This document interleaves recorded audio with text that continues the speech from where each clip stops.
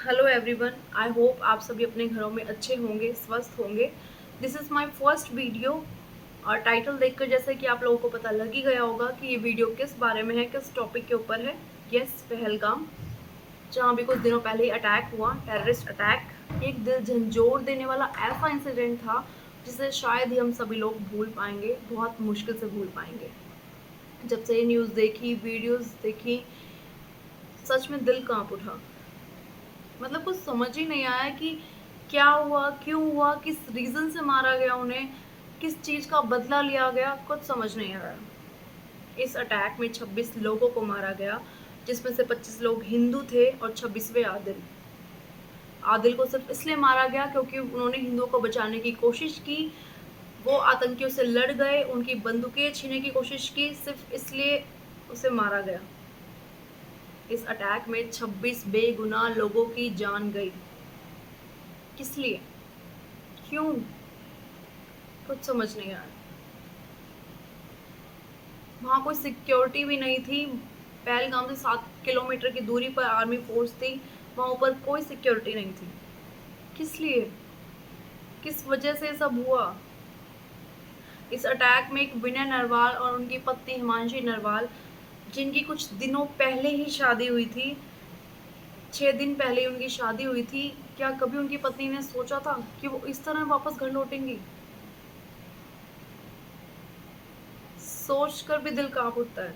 जब हम सब लोगों का ये हाल है, तो सोचो जिन लोगों के साथ ये हुआ है, उन लोगों पर क्या बीत रही होगी। वो इस सिचुएशन से कैसे हैंडल कर रहे होंगे, वो इस घटना से कैसे बाहर निकलेंगे, कैसे संभाल रहे होंगे वो सब अपने आप को। आज विनय नरवाल का जन्मदिन है, 1 मई, और उनकी फैमिली ने एक ब्लड डोनेशन कैंप रखा है। इस तरह से वो अपने बेटे का जन्मदिन मना रहे हैं। मतलब हंसी खुशी लोग अपने घर से घूमने गए हैं और वो इस तरह अपने घर वापस लौटेंगे, किसी ने नहीं सोचा था। इस अटैक में एक शुभम नाम के व्यक्ति थे। उनकी पत्नी अशन्या बताती है कि वो दोनों अपना एंजॉय कर रहे थे और पीछे से एक आदमी आता है, आर्मी के ड्रेस में, मुंह पर नकाब लगाए, और उनसे पूछता है कि उनका धर्म क्या है। उनसे पूछा जाता है कि वो मुसलमान है या हिंदू। उनसे कलमा पढ़ने को कहा जाता है। उनकी पत्नी इसे मजाक में लेती है और बोलती है कि हम हिंदू हैं, और जैसे ही वो बोलती हैं कि वो हिंदू हैं, वैसे ही उनके पति को शूट कर दिया जाता है। क्या उन्होंने कभी सोचा था कि वो उनकी खुशियों का माहौल एकदम से मातम में छा जाएगा, एकदम से उनके साथ क्या हुआ उन्होंने सोचा भी नहीं होगा।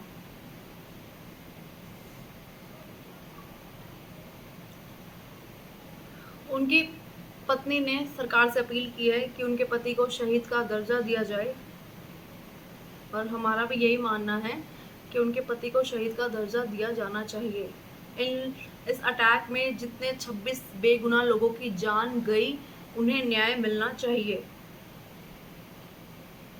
इस चीज़ को लेकर मैं आप लोगों से कुछ शेयर करना चाहती हूँ। बेशक मौन हो गई मैं तेरी लाश देख, बेशक मौन हो गई मैं तेरी लाश देख, पर मेरी रूह चीख चीख कर कह रही। बेशक मौन हो गई मैं तेरी लाश देख, पर मेरी रूह चीख चीख कर कह रही, बदला लिया जाए मेरी हर चीख का, बदला लिया जाए तेरा। Yes, we want justice.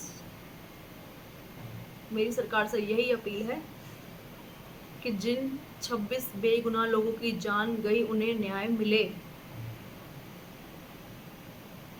उन लोगों को न्याय मिलना चाहिए।